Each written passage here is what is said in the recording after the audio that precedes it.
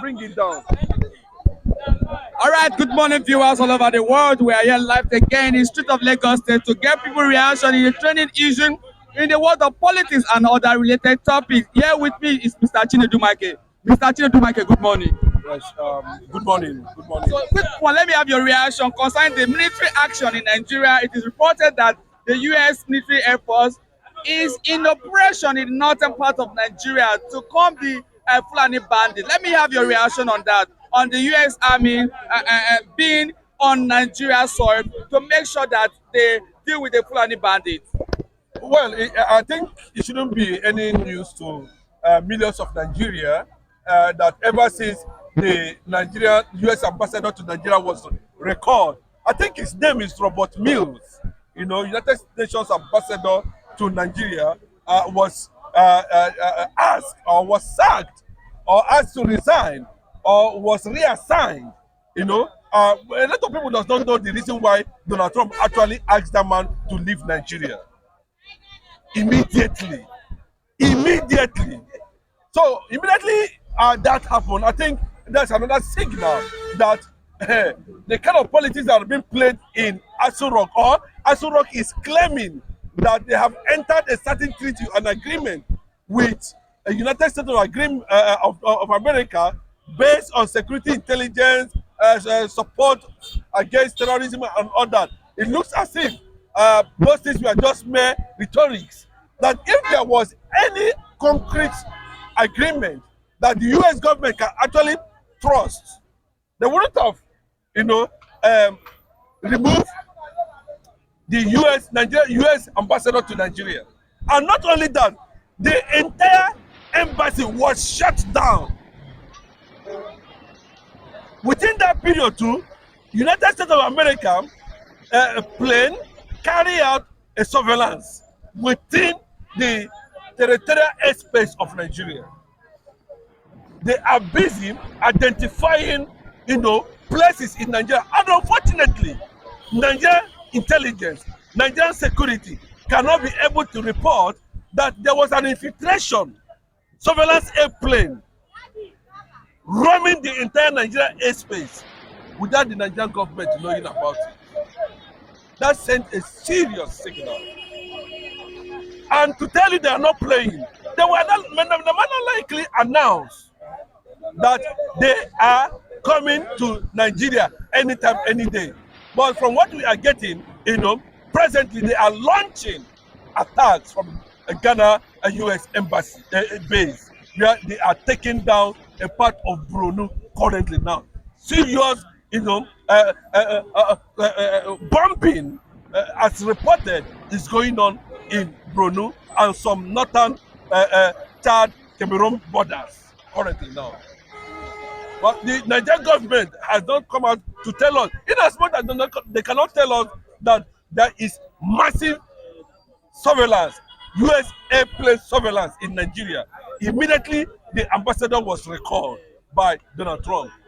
They have not been able to appoint anybody for now. That means American diplomatic stand with Nigeria currently now is totally broken. Mr. Chinedu Mike, do you think the current situation for the U.S. action now is something Nigeria should have a sleepless night? Okay, we should have a sleepless night too, because Nigerian government actually believes that it's all about money. They can bribe their way. They can convince American congressmen not to, but they forgot that the matter has already been taken to United Nations, and Donald Trump has won overwhelming support. So everything has been legalized in case America wakes up any day, anytime to carry out massive and broader military invasion on Nigerian soil. And they said it very clearly that their aim is to make sure that Christians are not being killed. I listened to Raleigh Moore, I listened to Ted Cruz, I listened to the head of the congressman who heads Department of War, Hexet. I listened to them. They said very clearly that apart from American military intervention, there are other options.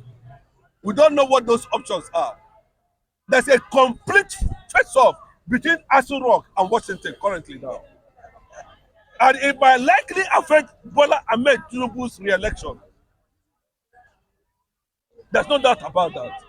But what we are saying at this point is that the U.S. government has gathered enough of information concerning terrorism in Nigeria. How government has taken these things lightly. How reputable institutions, traditional institutions, cultural institutions are the ones that are being used to trigger, to carry out genocide, Christian genocide, precisely in Nigeria.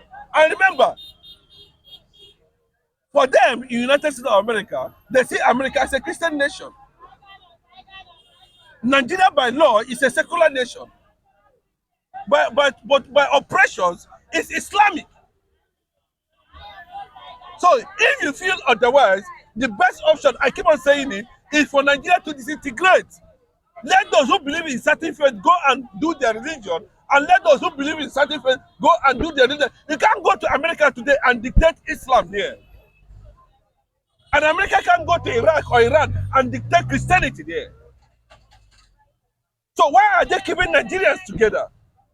And the unity you are talking about has taken down over 10 million lives just for Nigerian unity. It's not acceptable. So you can see clearly now that America does not require anything again. I think on their own side, I think they have gotten it right. What everybody is saying is clearly is that maybe we wake up one day if they actually decide to rescue Christians, because what you are seeing, according to revelations coming from top congressmen, we will discover that some powerful traditional institutions in the north are behind it, because most of them have allegiance to Iran, Pakistan, and all of that. So what in this new development, what do you think will happen to the likes of Sheikh Gumi? Bro, let me tell you very well, Nigeria cannot act on that. This government cannot act on Sheikh Gumi, because they were all part of the system. They know what transpired. They know the situation of everything. But the anger is this very clearly, that people are questioning that the rationale of Nnamdi Kanu being sentenced to death, and those who are using guns to disalive millions of Nigerians are being given amnesty. What is the justification for that? What the Fulani cannot achieve, they push it to Yorubas to achieve, trying to push them against the Igbos. That's what transpired. That's the way I see it on Nnamdi Kanu's case. They quickly withdraw. They quickly withdraw. And you see the entire Yoruba nation embracing that criminality, repeating the same mistake that was Awolowo did. And the sentence Nnamdi Kanu. Thousands of terrorists there. Nobody have said, not even one, not even their sympathizers, not even the ones that the intelligence report has shown they are the major financiers. The only wrong thing there is that Nnamdi Kanu reawaken the consciousness of the Hausas, reawaken the consciousness of Nigerians on the reality on ground. He never used gun. So after the US have conducted this air surveillance, Mr. Chinedu, do you think that the United States of America will indeed come in full force to make sure that the Fulani bandit story has come to an end? Bro, let me tell you, I think for me, I say have an opportunity to comment because I followed Donald Trump online. I've commented, I've said my own opinion that military invasion will not stop the killing of Christians in Nigeria. The only thing that will stop killing of Christians in Nigeria is total balkanization of Nigeria, disintegration, separation.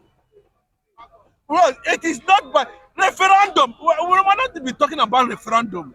There should be an executive order by the powerful nations on earth, led by United States of America, aligning with the ass and tatters of the United Nations and proclaim Nigeria a divided nation. Then let us see how these people that call themselves, bandits, you can see the president himself was not able to mention Boko Haram, ISWAP, Wulu Wulu, Kalakala, name them, whatever they come, whatever they call themselves. But he is quick to understand and calculate. His brain is working when it comes to IPOB and USN.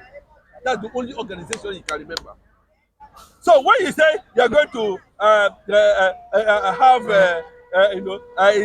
are not going to approve death sentence for Boko Haram. You're not going to approve death sentence for ISWAP. What are you trying to tell us? But you have sentenced Nnamdi Kanu to death by life imprisonment. There's no justification for that. And we keep on seeing this in the whole world is watching. That's my own opinion, because the bombardment that will happen to Nigeria, of course, can trigger the call for total disintegration. It can. By the time they started hitting some locations now, I remember some parts of the southwest are going to be involved too, like Kwara, Kogi. Because if you listen to the report very clearly, the US surveillance plane, is rovering within those axes, conducting surveillance. So if possibly anything happens, then I think the call for total disintegration of Nigeria might be louder. All right, Mr. Chinedu. My reservation is that Nnamdi Kanu must be freed before these things begin to happen before our very good eyes. Last time when we told our fans that Donald Trump is not going to back down on the military intervention in Nigeria, they were kind of doubting Thomas that Donald Trump is not going to come in. Now that Donald Trump has started, after the military air surveillance, the next thing Donald Trump will come will be the military action in order to make sure that the Fulani bandits are finally sent to God. Yes, let me tell you, even up to this moment, a lot of Nigerians are not aware because the perception the Nigerian government was actually trying to feed the public is that they entered into some kind of security diplomatic agreement with the United States, and there's no need for military intervention. And the conditions that the US congressman has given to Nigerians, the Northerners are saying they cannot be able to take it. Like the issue of Sharia, the total disbanning of anything that has to do with secular caliphate. And they're saying no. Also, part of the condition for it to also release, for Nigeria federal government to also release Nnamdi Kanu, because Nnamdi Kanu have been the symbol of Christianity here in Nigeria. So part of the condition also for them to release, I've forgotten the man name, that they sentenced that defended himself when the Fulani bandit attacked him in his own farm, and the man was able to defend himself. They now sentenced him to life imprisonment. So those are the conditions they give Nigerians in order for them to come in full force. I think what is it called? Jackson has been has been freed. If that report is very correct, But what we're saying is that all over the world now, you will notice that there is surge, Islamic surge in most countries of the world, and their target has always to take down anything that has to do with Christianity. And if you look at the people that actually arrested and persecuted Muslim Nnamdi Kanu, 90% of them are Muslims. So you can see that, like you just said, Muslim Nnamdi Kanu is still the symbol of Christianity in Nigeria. And when you look at Muslim Nnamdi Kanu, you look at the kind of calamity, the kind of maltreatment and oppression Christians are facing in Nigeria. And the only resistant voice that seems to have stood against this storm has been retired, unfortunately for them, to Sokoto prison. You can see the manipulation, very clearly. A lot of Nigerians are not happy with that judgment. And we understand the reason why that judgment came, why there was that speed. Buhari could not sentence Mazi Nnamdi Kanu. In less than 2 years, Bola Ahmed Tinubu speedy trial. We know clearly what he intends to achieve with that. But our prayers and Biafrans all over the world is that Mazi Nnamdi Kanu will not die in Sokoto prison. All right, Mr. Chinedu, I think in this very place is a very wonderful place to